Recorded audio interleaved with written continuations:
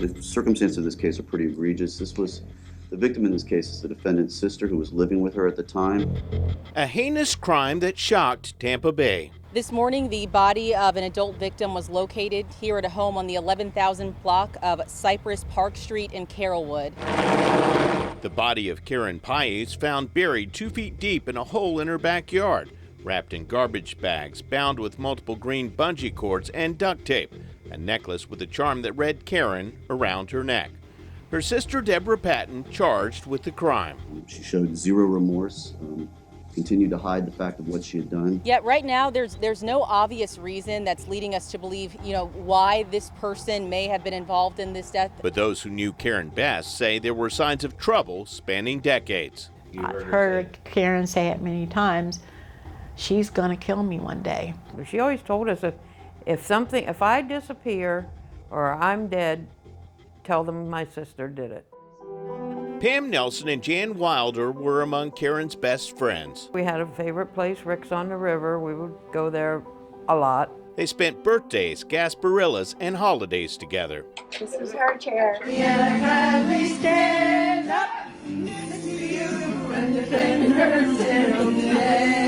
Her friends say Karen always stood up for those she loved, caring for her parents in the home they shared as they lost their battles with Alzheimer's and cancer, while Deborah was nowhere to be found.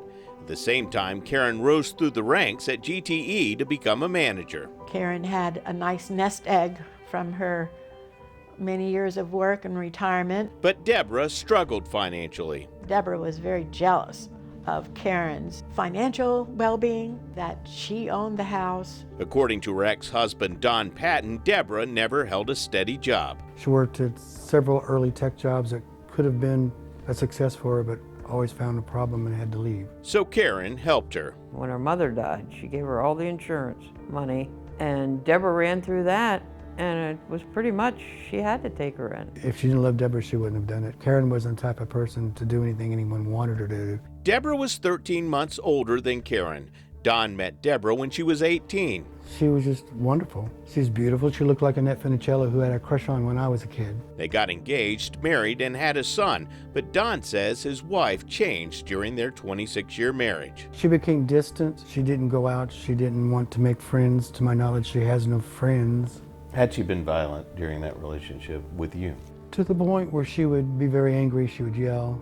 Every once in a while, she would pound her fist on my chest, but she was a very tiny lady. Don said their marriage ended in 1998 after Deborah confronted their son Christopher over his plan to marry his fiancée Lisa. She went over to get Christopher, tell him he wasn't getting married. Lisa came to his defense and she attacked Lisa by slapping her, and that was the end of that relationship. Shortly after that, she gave me the choice of siding with her or Christopher. I chose my son. According to Pam and Jan, Karen said her relationship with Deborah became more volatile after Deborah moved into the house in 2010. Mean things that they would say to each other. Awful things. She would call her names? Oh, terrible things. And she'd tell her she's going to kill her, according to Karen. Pam said when she learned Deborah owned a gun, she told Karen to sneak into her bedroom and remove the bullets. And I used to try to say stuff to her like that about the gun, or why don't you get rid of her, and this is ridiculous that you lived like that. And Karen would look at me and say, you're my friend. You're just supposed to listen. I'm venting. Friends say Deborah never left the house except to walk her dog. She took over the guest room where she set up an office but did no work. Deborah claimed the main refrigerator, leaving the garage fridge for Karen. Pam and Jan said Karen told them she wanted her sister gone, but never forced her out. She's got Karen under her thumb. She's got a roof over her head. She's got somebody to feed her and pay her way now. Why should she go to work? In late May, Karen's friends became worried when Karen went silent. So I started calling Karen, texting her. We got some erroneous texts. If I was guessing, it wasn't Karen texting. Didn't seem like the way she would write or speak. No. So they went to her house to try to find her. So we banged on the door and she never answered. Then we heard something in the garage. And I had gone and peeked through that window and could see Karen's car in there. And that really got us going. And I saw Deborah standing there in front of the washer and dryer. They called 911. Deputies responded to conduct a welfare check. When no one answered, they left with no probable cause to search further. Another group of friends later showed up and entered through an unlocked door. They had gained access to the house, that Deborah was there, and that there was a big hole and big dirt pile in the backyard, that her purse and driver's license and wallet and debit card were all there in the house. They called 911 again. Deputies returned and questioned Deborah, who said she recently had a personal issue with Karen, but did not want to disclose it. Jan saw Deborah walking her dog. I walked right up to her and I put my hand on her shoulder and I said, "Deborah, are you okay?" And she was just like blank-eyed, like zombie-like. And based on some inconsistent information provided during that interview, deputies went on to suspect foul play. Deputies stood watch as detectives sought a warrant. The forensics team showed up and the crime tape went up, then we began to fear the worst. After Karen's body was found, Deborah was arrested and charged with abuse of a dead human body and murder in the second degree. We were able to locate the body in the backyard, buried. It was identified as being her sister, and we know that she was shot in the chest. Video from a neighbor's surveillance camera showed Deborah taking 2 trips in Karen's car and throwing out 6 garbage bags.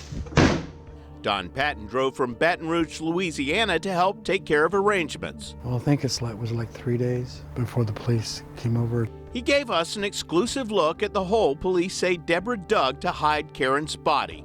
Deputies gave him this list of items they recovered. They found a gun, they found the bullets, and they found the casings. When Jan Wilder was helping clean out the house, she found a disturbing clue to Deborah's mental state. It was a suicide note that Deborah intended to kill herself after she went to kill her husband. It was addressed to Karen and her late mother, Sophie, who died in 2005, saying, "In many ways, I have been dead for a long time. In a short while, I'll take my life, but hopefully not before I end Don's." Why do you think Karen kept that letter? Maybe for this circumstance to say, hey, this woman's had a problem for a long time. This is not the first time she's considered murder as a resolution to her problems. Don also found a map of Baton Rouge where he lived and a handwritten list Deborah labeled useful information. She knew where I lived. She knew different places I hung out. Why did she want you dead? She blamed me for everything that went wrong in her life. Simple as that. What lessons are to be learned from this tragedy? Please pay attention to what's going on around you with your family members. And if you think someone needs help, try to research, resource, reach out and try to get help for them. Given the opportunity, we would have done anything in the world to have either gotten Deborah out of that house or gotten Karen out of that house. Friends set up this memorial for Karen and toasted her with her favorite whiskey, Jack Daniels. The hate that we feel for Deborah is not what we want in our lives. So we have to concentrate and focus on the real truth, and that's that we had a very good friend that we loved dearly and that loved us and that shared our lives and our family with us. We will never, ever forget her. I'm I-Team investigator Adam Walser, taking action for you.